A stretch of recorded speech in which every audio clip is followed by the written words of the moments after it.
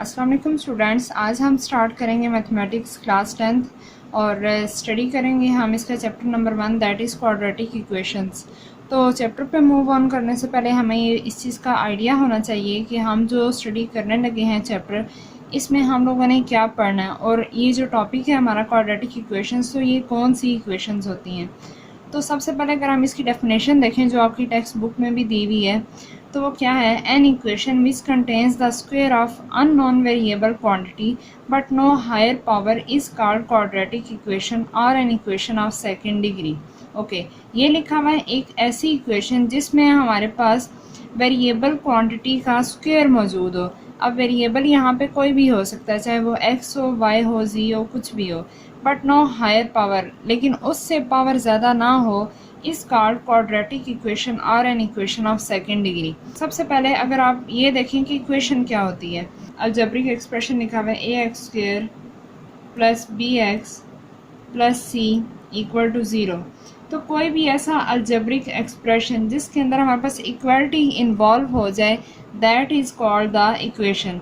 यानी कि कुछ भी एक्सप्रेशन लिखा हुआ है तो उसके अंदर हमारे पास अगर इक्वालिटी इन्वॉल्व हो गई है, यानी कि इक्वल टू का साइन आ गया, तो वो हमारे पास बन जाएगी, एक इक्वेशन बन जाएगी। अब आप ये सोचेंगे कि आपने ये तो बताया ही नहीं कि एक्सप्रेशन क्या होता है अलजेब्रिक। तो अलजेब्रिक एक्सप्रेशन हमारे पास basically integers, variables and constants का जो है वो मजमूआ होता है। यानी कि हमारे पास अगर ये एक चीज़ है ना ए एक्स स्क्वेयर, तो ये हमारे पास एक अलजेब्रिक टर्म है।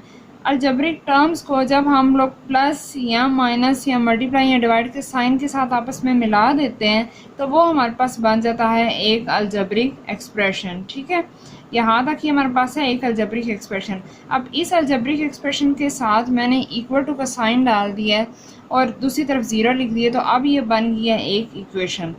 अब अगर हम लोग बात करें क्वाड्रेटिक की, तो क्वाड्रेटिक बेसिकली क्वाड का जो लफ्ज़ होता है वो निकला है, उसका मतलब ये कि टू, यानी कि कोई भी चीज़ अगर टू की फॉर्म में है तो वो हमारे पास कहलाएगी क्वाड्रेटिक।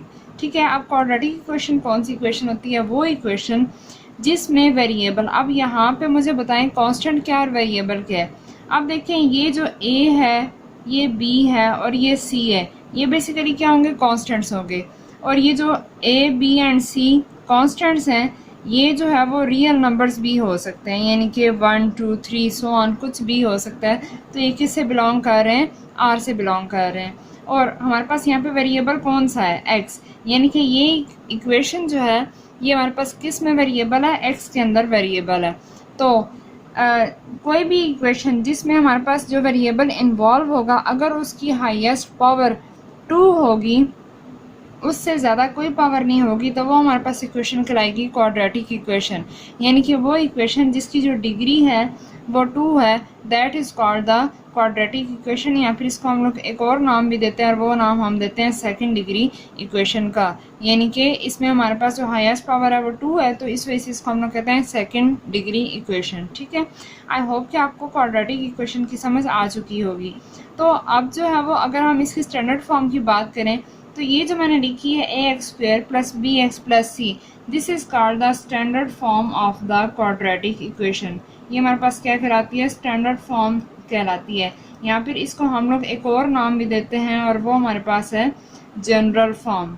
अच्छा, अब यहाँ पे हमारे पास एक कंडीशन भी है। वो कंडीशन क्या है कि यहाँ पे हमारे पास ए नॉट इक्वल टू ज़ीरो होना चाहिए, यानी कि इस इक्वेशन में हमारे पास ए ज़ीरो नहीं होना चाहिए। अब क्यों नहीं ज़ीरो होना चाहिए, अब देखें, अगर मैं यहाँ पे a को ज़ीरो कर दूँ तो हमारे पास a जो कोफिशिएंट है वो किसका है, एक्स स्क्वायर का कोफिशिएंट है। इट मीन्स जब इसने इसके साथ मल्टीप्लाई होना है तो ये पूरी टर्म क्या हो जाएगी, हमारे पास ज़ीरो हो जाएगी। और जब ये ज़ीरो होगी है, पीछे हमारे पास बच गया बी एक्स प्लस सी। अब देखें यहाँ पे एक्स स्क्वायर वाली तो टर्म इन्वॉल्व ही नहीं है, तो जब एक्स स्क्वायर नहीं है, इट मीन्स यहाँ पे जो वेरिएबल है इसकी हाईएस्ट पावर रहेगी हमारे पास 1। जब भी किसी भी वेरिएबल के ऊपर पावर नहीं लिखी हुई होगी, तो इट मीन्स कि वहाँ पे पावर कितनी है, 1 है। तो जब हमारे पास इसकी पावर हाईएस्ट पावर 1 है और इसके अलावा और कोई वेरिएबल है भी नहीं जिसकी पावर इन्वॉल्व हो, तो इट मीन्स अब ये हमारे पास क्वाड्रेटिक इक्वेशन नहीं रही, अब ये हमारे पास बन चुकी है लीनियर इक्वेशन। ठीक है, तो हमारे पास क्वाड्रेटिक होने के लिए किसी भी इक्वेशन को, ये हमारे पास कंपल्सरी कंडीशन है कि हमारे पास जो एक्स स्क्वायर का कोफिशिएंट है वो ज़ीरो नहीं होना चाहिए। ठीक है, आई होप कि आपको यहाँ तक बात क्लियर हो चुकी होगी। इसकी अगर मैं यहाँ पे एग्जांपल आपको लिख दूँ तो ये बन सकती है 5x² minus 7x plus 2 equal to 0। ये हमारे पास कहलाती है एक क्वाड्रेटिक इक्वेशन। किस तरीके से कि हमारे पास देखें, एक ही जगह पे मैंने एक रियल नंबर 5 इन्वॉल्व किया है, बी हमारे पास -7 और सी क्या है 2 है। तो ये हमारे पास इस तरह की जो शक्ल होगी इक्वेशन की ये कहलाएगी क्वाड्रेटिक इक्वेशन। ठीक है, अब जो है वो एक और हमारे पास यहाँ पे टर्म इन्वॉल्व होती है और वो टर्म हमारे पास होगी pure form of the quadratic equation. अब हमारे पास जो है वो प्योर फॉर्म कौन सी होती है, हम अगर उसको स्टडी करें तो देखें, अगर जो है वो यहाँ पे मैं इस x को ज़ीरो कर दूँ, x को ज़ीरो करने के लिए मुझे, अब देखिए यहाँ पे एक्स स्क्वायर का जो कोफिशिएंट है वो क्या है, a है और वो 5 है, b है हमारे पास -7 और c है हमारे पास 2। अब ये मैंने किस तरह लिखे हैं, देखें हमारे पास ये जनरल फॉर्म थी, जनरल फॉर्म में एक्स स्क्वायर के साथ क्या लिखा हुआ है a, अब यहाँ पे देखें एक्स स्क्वायर के साथ क्या है 5 है। यही काम हम लोगों ने क्वेश्चंस में भी करना, तो आप अगर इसे अभी समझ लें तो आपको आगे जाके आसानी होगी। तो देखें एक्स स्क्वायर अगर हम इन दोनों को कंपेयर करें तो a की वैल्यू यहाँ पे किसके बराबर आ रही है, 5 के बराबर आ रही है, तो इस तरह मैंने लिख दिया a इक्वल टू 5। उसके बाद यहाँ पे देखिए x इधर भी मौजूद है इधर भी मौजूद है, तो b की वैल्यू यहाँ पे किसकी इक्वल आ रही है, -7 के। माइनस क्यों, क्योंकि देखिए यहाँ पे जो जनरल फॉर्म है उसमें प्लस है, तो अगर यहाँ पे माइनस इन्वॉल्व होगा तो हमने माइनस को भी साथ लिखना है, क्योंकि ये जो -7 है ना इसको मैं ऐसे भी लिख सकती हूँ, लेकिन प्लस माइनस होके अगेन माइनस ही हो जाएगा, तो इस वजह से -7 जो है वो यानी कि जो भी वैल्यू होगी उसके साथ अगर माइनस का साइन है तो हम उसको साथ लाजमी मेंशन करेंगे। ठीक है, उसके बाद c की वैल्यू यहाँ पे क्या है 2 है, तो इस तरीके से मैंने a b एंड c की वैल्यू लिख दी है। अब हम बात करते हैं प्योर फॉर्म की, तो प्योर फॉर्म कौन सी फॉर्म होगी जिसमें हमारे पास अगर b की वैल्यू 0 हो जाए तो हमारे पास ये जो इक्वेशन है ये बन जाएगी pure quadratic form of the equation. किस तरीके से देखें, अगर मैं यहाँ पे b की जगह पे 0 पुट करूँ तो ये हमारे पास बन जाता है 5x² minus 0 into x plus 2 equal to 0।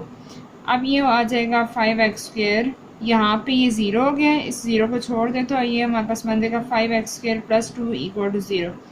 अब देखें ये जो इक्वेशन है ये बन गई है प्योर फॉर्म। प्योर फॉर्म किस तरीके से, अब हमारे पास यहाँ पे सिर्फ और सिर्फ एक वेरिएबल है और वो वेरिएबल उसकी जो हाईएस्ट पावर है वो क्या है, 2 है। इट मीन्स कि अब ये जो है इसमें और कोई वेरिएबल है भी नहीं, एक ही वेरिएबल है उसकी पावर भी 2 है, और 2 पावर वाला आपको पता है कौन सा होता है, क्वाड्रेटिक इक्वेशन होती है।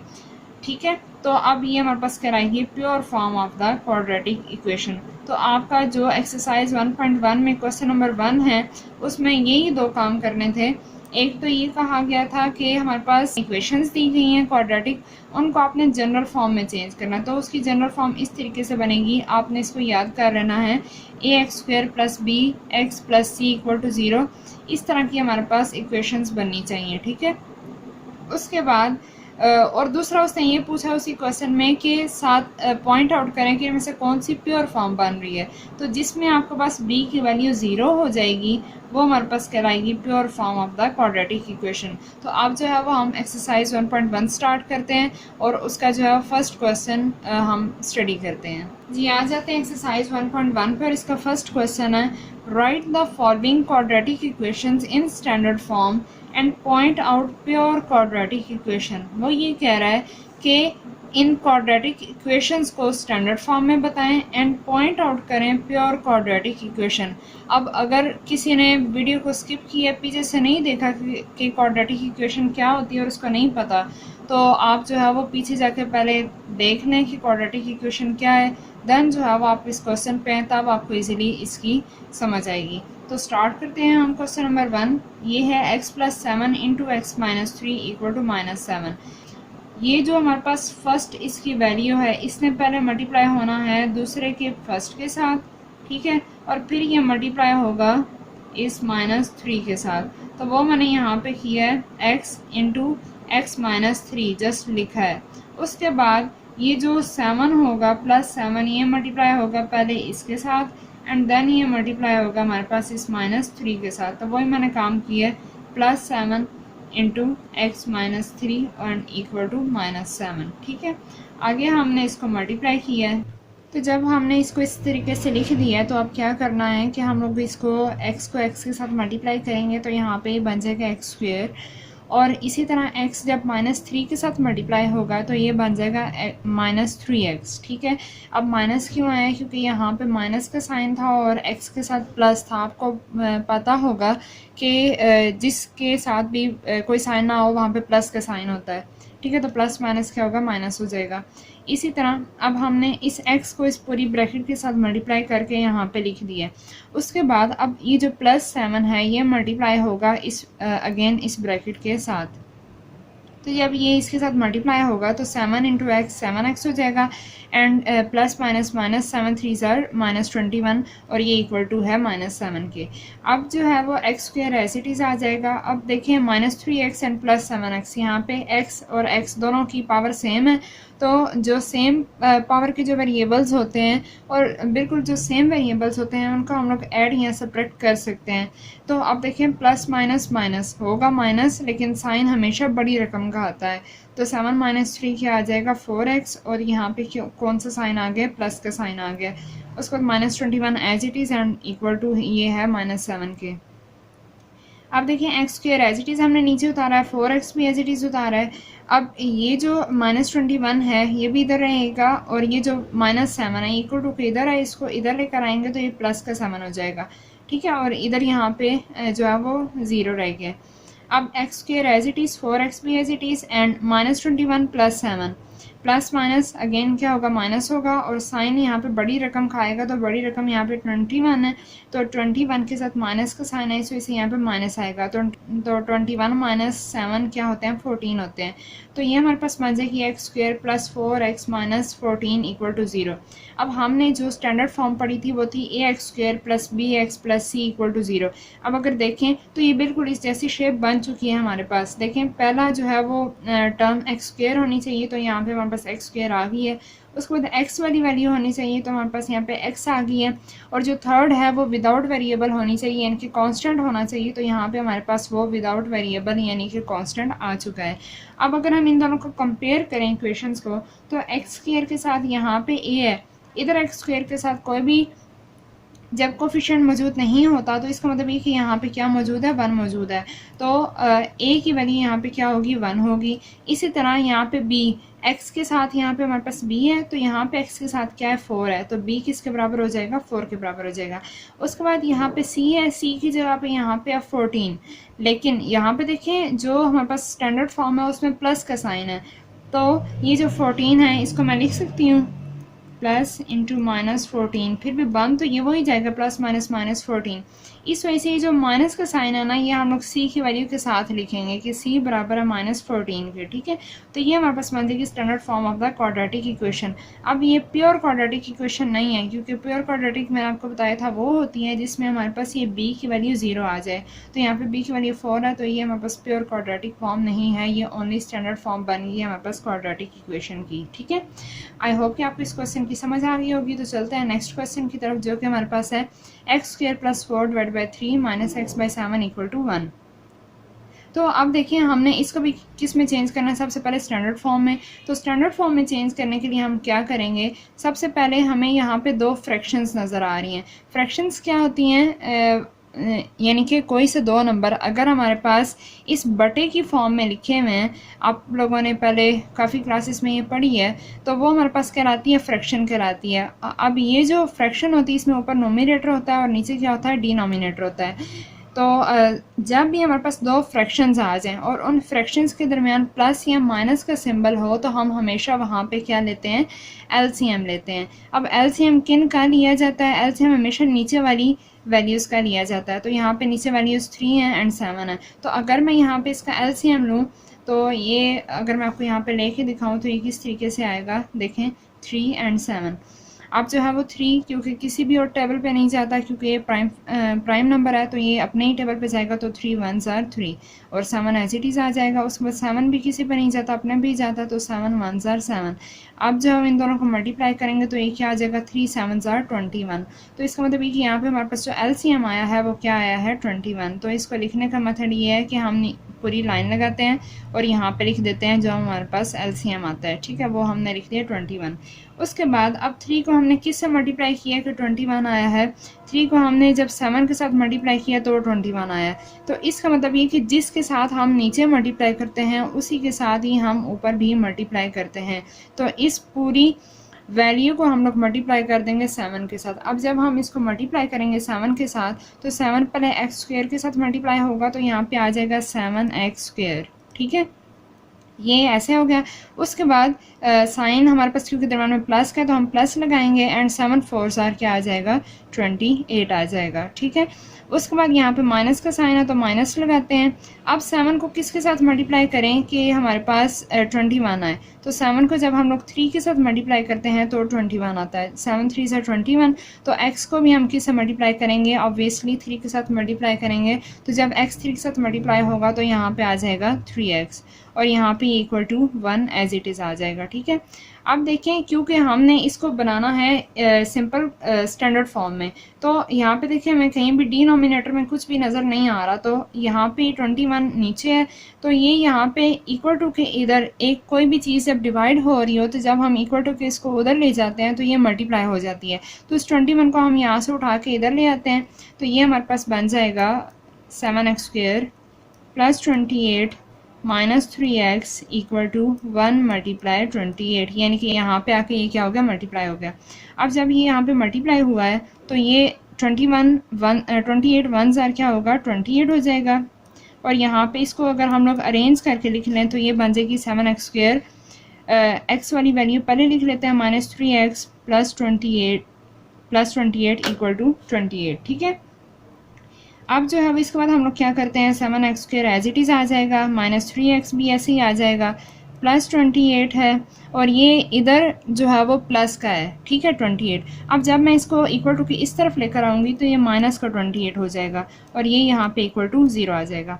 अब इसको हम सिंप्लीफाई कर लेते हैं, 7x स्क्वायर माइनस 3x, अब plus 28 minus 28, plus minus minus होता है, तो 28 में से जब हम 28 को माइनस करेंगे तो यहाँ पे हमारे पास आंसर 0 आ जाएगा।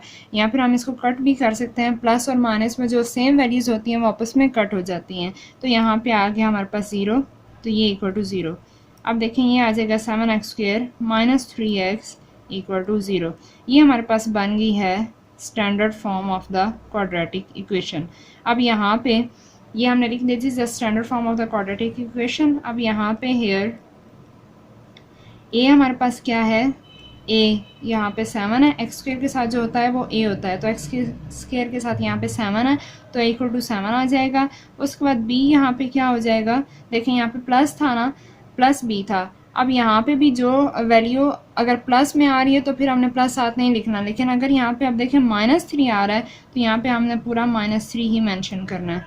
अब देखें सी यहाँ पे नहीं है तो सी किसके बराबर है, यहाँ पे 0 के बराबर है, ठीक है। तो इस तरीके से हमारा सॉल्व हो गया क्वेश्चन नंबर 2 भी। आई होप कि आपको ये समझ आ गया होगा। लगी है तो इसको लाइक कीजिएगा, शेयर कर दें अपने फ्रेंड्स के साथ, और चैनल को अगर अभी तक सब्सक्राइब नहीं किया हुआ तो उसको सब्सक्राइब भी कर दें और बेल आइकन भी प्रेस कर दें ताकि आपको तमाम आने वाली वीडियोस का नोटिफिकेशन मिलता रहे। मिलते हैं नेक्स्ट वीडियो में, टिल देन टेक केयर, अल्लाह हाफिज़।